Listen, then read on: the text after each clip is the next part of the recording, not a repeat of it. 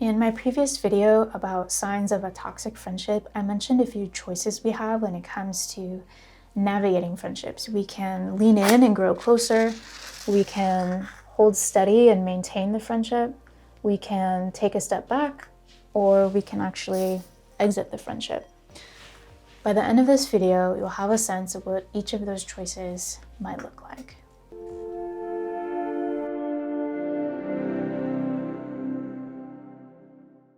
My name is Dr. Park. I'm a psychologist for youth, and here at Through the Waters, we nurture youth mental health. I tend to use a lot of running metaphors because I'm a runner, and that's the image that comes to mind when I reflect on these 4 choices related to friendship. So that's the metaphor I'll be using throughout this video. Let's start with leaning in. We might have a friendship where we realize we want to lean in and slowly build more closeness with someone. This is a friend that we're resonating with.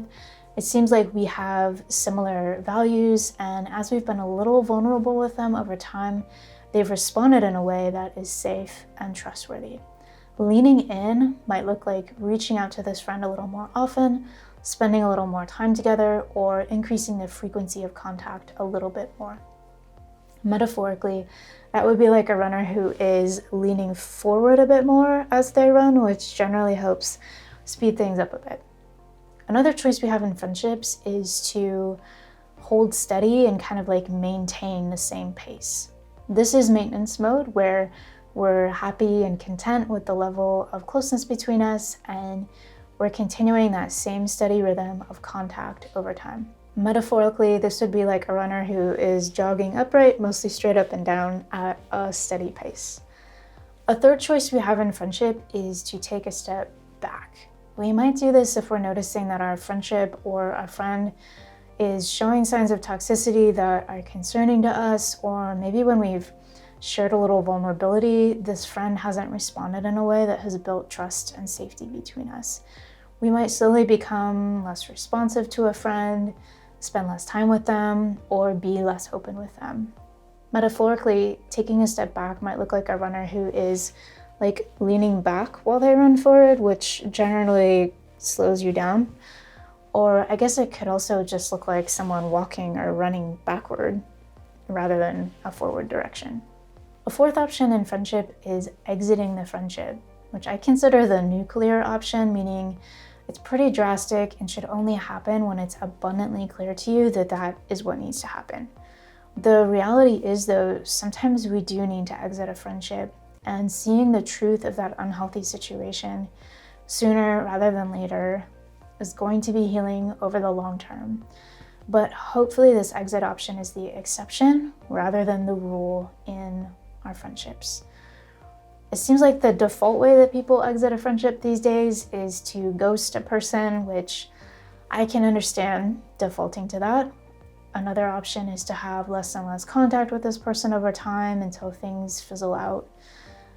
It's up to you. One thing I would say about exiting a friendship is that it can be a really big, massively painful ordeal to make this decision. And sometimes people want to write their friend a manifesto explaining all the reasons for their decision to exit. You don't necessarily need to communicate the decision to your friend. I would say if it would somehow be healing for you and for the other person, for you to get those things off your chest, go ahead.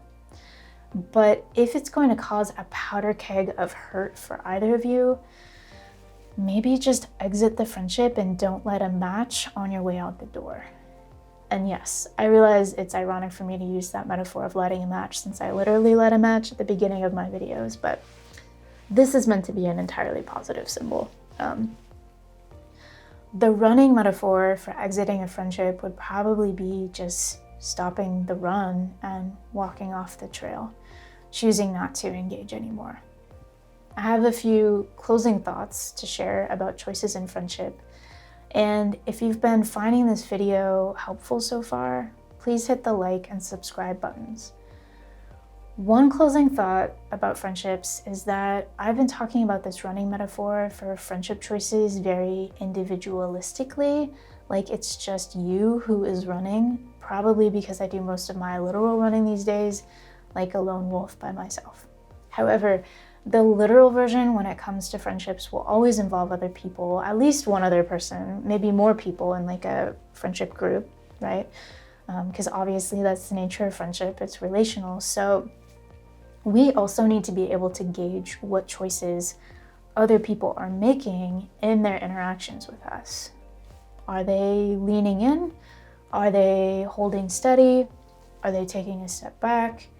Or are they exiting? And their choice does not necessarily determine what our choice will be, but it certainly can be a factor in our own decision making. My last closing thought is that by sharing these 4 choices we have in friendships, I don't mean to imply that these are our only choices. So by all means, please share other friendship choices that you see in the comments below.